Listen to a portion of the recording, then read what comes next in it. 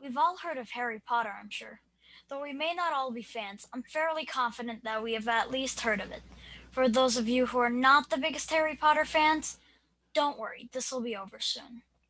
For those of you who are huge Harry Potter fans, you're welcome.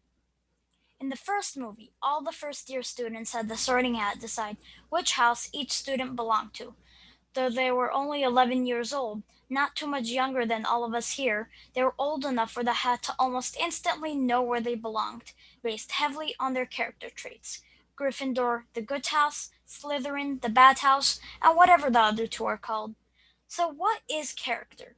Character is a tricky thing to describe because it is abstract in nature.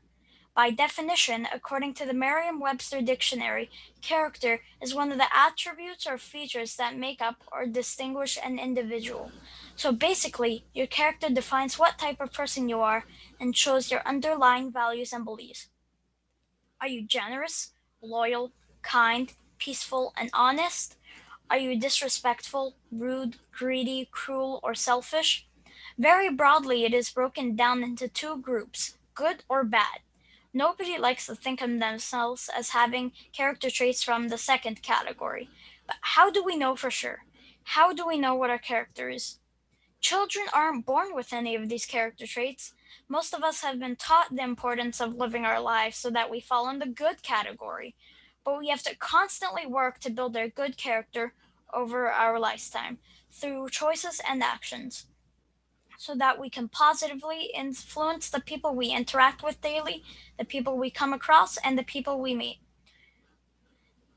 Though all the pillars of NJHS are invaluable in their own way, it is through good character on which those pillars are built upon. After all, who would follow a leader who is selfish and reckless? Who would accept the service of someone who is insincere and disrespectful? Who would follow the teachings of a scholar who is thoughtless and irrational? Essentially, our character is defined by our peers, family, and friends. We must aspire to demonstrate the good character which we hope to be defined by. As Dumbledore said, it is not our abilities that show us what we truly are, it is our choices. Every day we are faced with choices, and those choices define who we are as a person.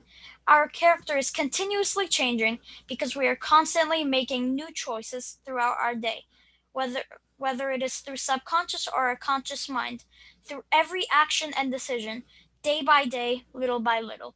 It is up to us to actively put in the effort to develop good character. It is not only with the big choices, but more so with the little ones we face in between, when no one is around and watching, and for nothing in return. That is what defines us. By making sure each of our choices is worthy of our character we want to be defined by, we ultimately make it a part of who we are, so that one day our character becomes our destiny. All of us here at National Junior Honor Society have demonstrated the same sort of character traits that come from the good category, although I would argue that everyone I've come across here at Austin Prep have demonstrated the same good traits, both peers and faculty, and we did this without the help of a magical sorting hat.